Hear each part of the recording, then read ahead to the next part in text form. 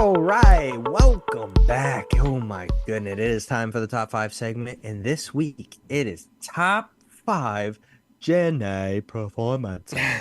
No, it's top five Tom Hanks performances, and man, oh man, this was very difficult because there's so many good ones to pick I from. mean, It was very hard. It was very hard. it was very hard, and it's so funny that you referenced Gen A because neither one of us put it on there, We right? didn't. Well, I'll tell you, I stayed away from it intentionally because I think that's the one everybody goes to because it Oh was yeah, such an epic performance, right? Because yeah, guys, if you listen to, we're not talking about movies, we're talking about his performance in general, and I just think that like that's everybody's pick. So I tried to yeah, stay away from that intentionally. So we'll see. These yeah. are good ones though. They are. They are. I didn't realize until doing this. He's starred in multiple saving movies. Just the Yes, films yes. saving. So that's funny. Speaking of saving, my number five goes to Saving Mr. Banks. This one is about the story of Mary Poppins, Chim Chimney, Chim Chimney, Chim Chim Chiroo. Um, just trying to adapt that story and be able for him to Disney to adapt that story and turned it into a live action movie that also has a little bit of cartoon in it. But I thought he embodied Walt Disney perfectly. I thought he did a really good job. I think, he was battling that line between, okay, I'm Walt Disney and I'm building this empire and being sympathetic to a woman who cares so near and dear about the Mary Poppins character who was inspired by a real person. So I thought it was a great film. I didn't watch it up until a couple of years ago, and I'm so glad I did because I mean it's very inspiring. So yeah, number five for me, Saving Mr. Banks. Yeah, and it's funny that you said because he was sympathetic to her, but because she didn't think so. She at Yeah, first was like, "This is not how the character's supposed to be. We're not supposed to have animated shit dancing, and we're not supposed to be. This is like yeah, a thing." And he's like, "Trust me." And then by the end, she was like, "Fuck, you were right. This is brilliant, and everybody's gonna remember it now." And so yeah, it was a very interesting. And Colin Farrell is in the as mm, Mr. Banks, which is really yeah. weird. It's kind of a little cameo role, but yeah. My number five I think is probably most remembered for the epic dance scene at FAO Schwartz on the piano where he's doing the epic dancing on the giant piano. I'm talking about, of course, Big, where he plays a young man named Josh who wishes he was a grown-up because he hates being a kid. And so he gets his wish and he's grown up, and then he goes through the whole movie realizing that being grown up ain't what it's cracked up to be, and all he wants to do now is go back to being a kid. But it's so good. Tom Hanks is so brilliant because he's this grown ass man who's playing a kid, and he's brilliant at just being a kid in a grown up ass body. And the way he pulls it off, you just feel for him the whole time in the movie. And obviously that film spawned so many of those type films, right? Where somebody's, oh, I wish, and now I'm grown up, 13 going on 30, or like so many of them all spawned from this idea originally, Big. So Robert Loggia is the one, of course, that he does the dance scene with, and there's just so many great cast members in that film. But I loved it. I saw it when I was younger. It's quite a while ago that Big came out. Now I can't believe I'm A little saying bit. that, but it's true, and it's just a really fun movie. If you guys haven't checked it out, by far go check it out just for the dance scene alone. I think it's really good. Big, my number five. There you go. There you go.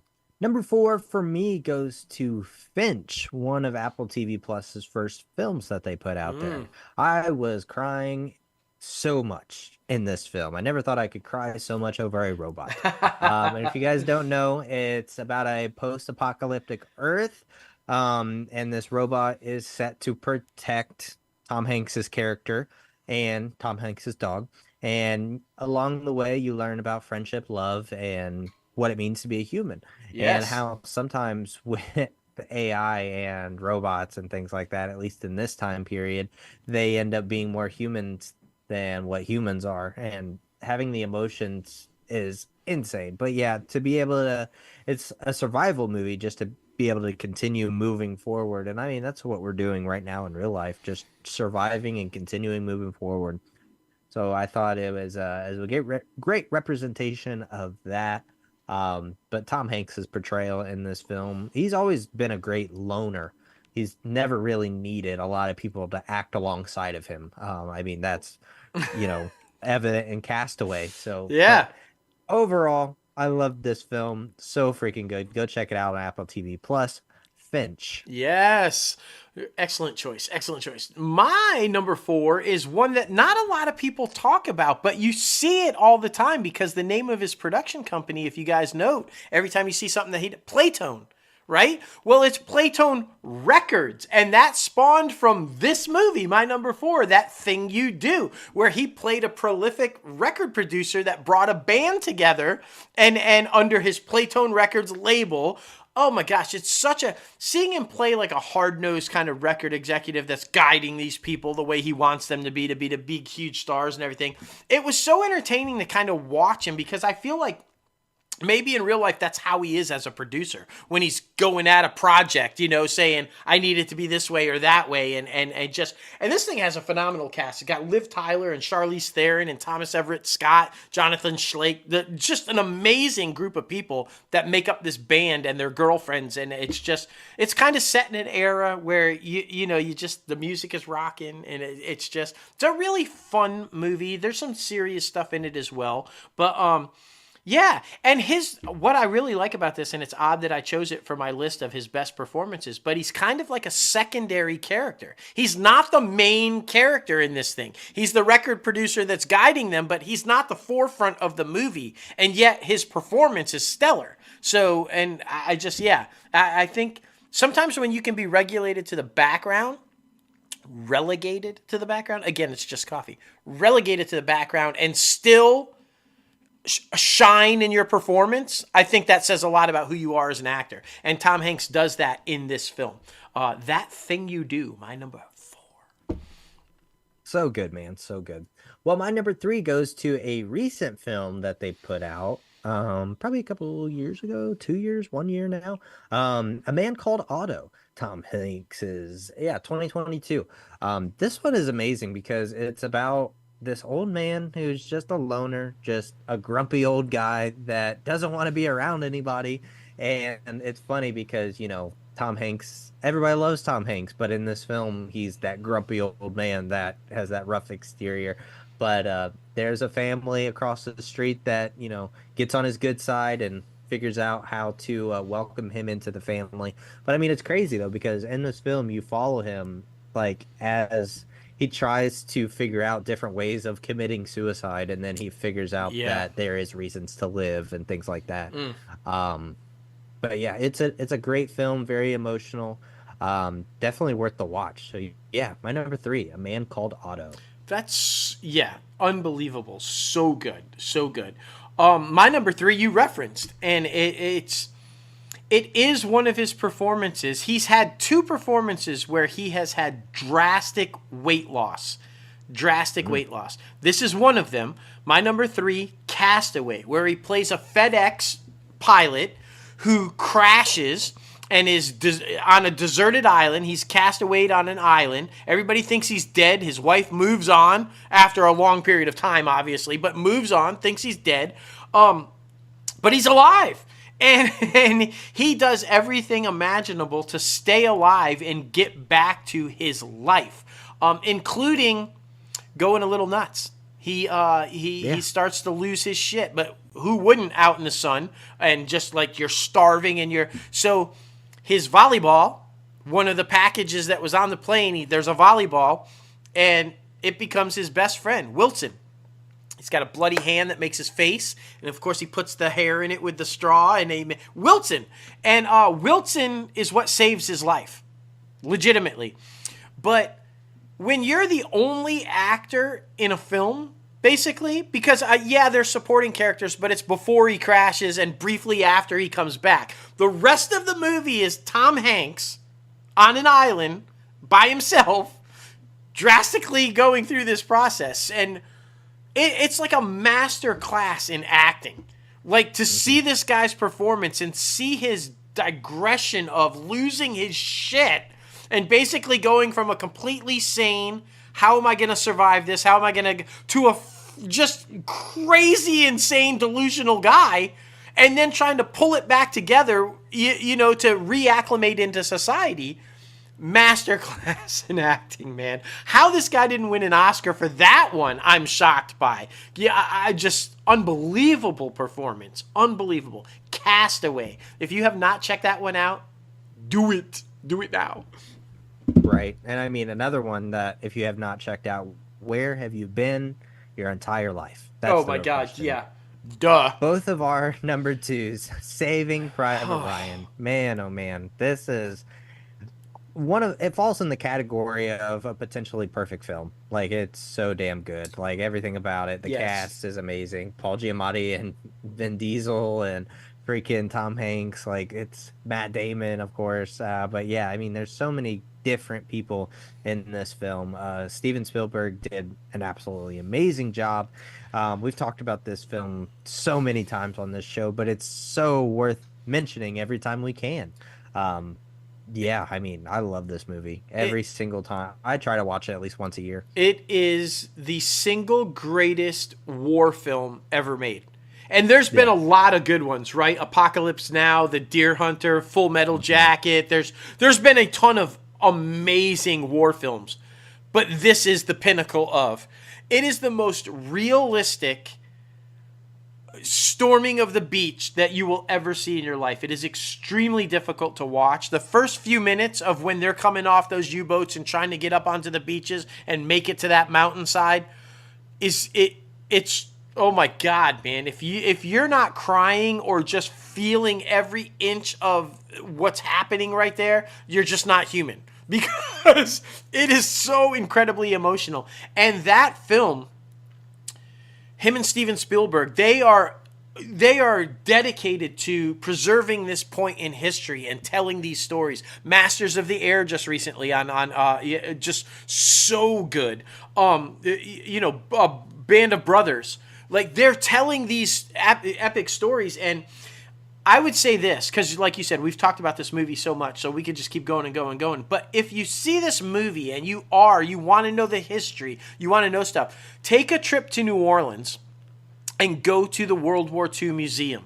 It continues to keep expanding thanks to Tom Hanks and Steven Spielberg. Started off as strictly a D-Day museum, one little tiny warehouse with a few exhibits. Now it's a whole building, and it's across the street, another whole building with an epic theater, and it's amazing. So if you want to know the history, if you want to know all about it, watch this movie and then go to the World War II Museum in New Orleans, and bring somebody. Bring your kids, bring your family, and just enjoy the history of the greatest generation of people. We wouldn't have the freedom and liberty to go to such a place or do what we do if not for that generation. So that's why I love this movie. That's why I love them for showing this movie and telling these stories. And I'm getting emotional just talking about it. That's funny. That's funny. But my number one goes to A League of Their Own. Oh my goodness. If you guys have not seen this movie, what are you doing? I mean, not only is Tom Hanks a great dramatic actor, which a lot of these are dramatic movies, but he actually started off in comedy. He's a really good comedy actor as well. And A League of Their Own is kind of a dramedy, I guess you could say, because it's about the first league of female baseball players. But I mean, there's so many quotables in this film. There's no crying in baseball. I mean, what Tom Hanks's character development in that film, from going to drunk, washed up baseball player to now a coach who's trying to get these women into the facet of their playing careers, I think was absolutely amazing. And what him and like Gina Davis and a couple of other people were able to do. Madonna was in that freaking film. There's so many amazing actresses in that film. But it's an amazing telling of true life events loosely based on real stories. So if you haven't seen that one yet, please be sure to do so. A League of Their Own. So good. So you nailed it. Like his performance, his character of how he starts and where he finishes in that film is again another master class in how to act. It's just unbelievable. Right. My number one is the second film that he had drastic weight loss in, and remember how I said like the only movie I ever cried in was The Champ. This one, maybe I teared up. I don't know if I full on cried, but I definitely teared up. I was with somebody who watched this movie with me, and she had just lost a relative to AIDS. I'm of course talking about Philadelphia, and she just watching her watch it made it so emotional for me. This performance is, if you guys don't know, it's about a man who has a fling, a one night stand with another guy. He's married, has a one night fling, and gets AIDS. And now he's being, because this is, you guys have to remember, this is at the height of AIDS when people aren't real sure what it's all about. You know, they think it's a gay disease. Only gay people get it. And of course, he's playing a gay character. Him and Antonio Banderas are so incredible as the couple. Antonio Banderas in this film, forgiving him for having the one night stand and staying by his side as he's watching the love of his life die after the love of his life is dying because he cheated on him. Like, I mean, that alone in that story. But the progression of Denzel Washington is an attorney that tries to come on board in him and sue his employment because his employment is trying to deny him all of his benefits and all of his insurance and all the kind of stuff.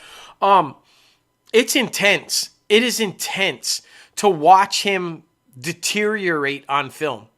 Kudos to the makeup people and how and his process of losing all the weight, and you see the lesions start to grow and just I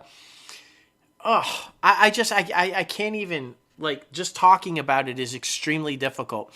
It is watching a man literally die in front of your eyes. And it's painful and hard to watch, but it's also a beautiful love story. It's also a story of how they're trying to educate. Denzel Washington's character, for example, the lawyer's like, well, okay, I thought it was this too. But he gets to know him and he becomes friends with him. And he's like, this is what it's really all about. This isn't about this or about that. It's about, and just, man, Philadelphia. There is a reason why he won fucking Oscar for this one, because it's just, I just can't. And then Bruce Springsteen's got a fucking incredible song, Oscar song in there, and just called Philadelphia. Just unreal. My number one, Philadelphia. If you guys have not seen it, you definitely need to see it. But be prepared. That's all I'm saying. Yeah, watch it with other people. I watched it by myself, and it was not good. No, this is not a film you want to watch by yourself. This is definitely a conversation starter.